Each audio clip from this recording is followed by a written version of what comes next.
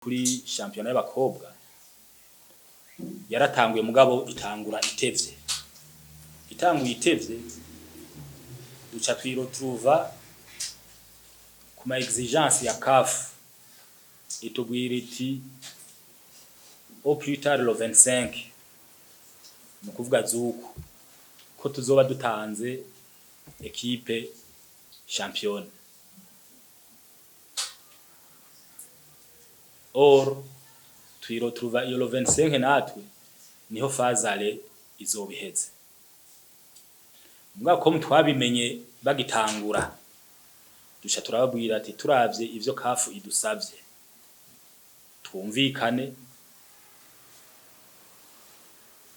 dutange uwahahora l'équipe championne ati twese ivyo twipfuza ahubwo reka dufate uzoba yabaye wa mbere muri fazale abari bisho dutanga.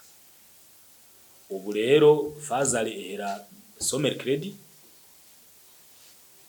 uzoba bayi wa mbere muri iryo joro nyene no tuzoca dutanga comme équipe championne mu bigeme.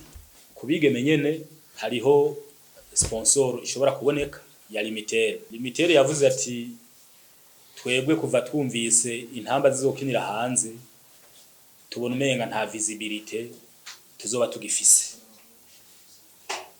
Ati vyoba vyiza rero iyi sponsor twahara dushira mu ntamba tuyishize mu bigeme. Twe turavuga tuti nta kibazo.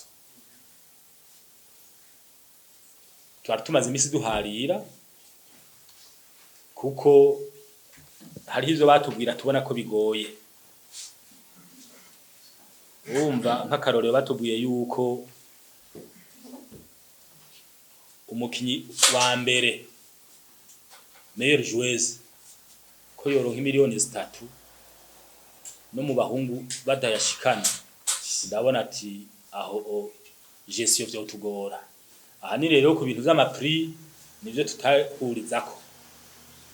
Twe twabwira tuti no ntidushobora gutangura ku mwaka wa mbere bace duhera kuri ayo mahera vyo tugora. D'abord ni contrat y'imyaka 3. Mbega no y'imyaka 3 bace bavuga ati turabivuyemwo wari wamaze kumushira ku iyo plafond uzoba ikimusubiza hasi ni problème. Ubu rero nivyo tukirimwo Lumitel sponsoriza abigeme bashatse ko yitwa Lumitel Women. Bashaka kubona yuko izina Lumitel ribaho.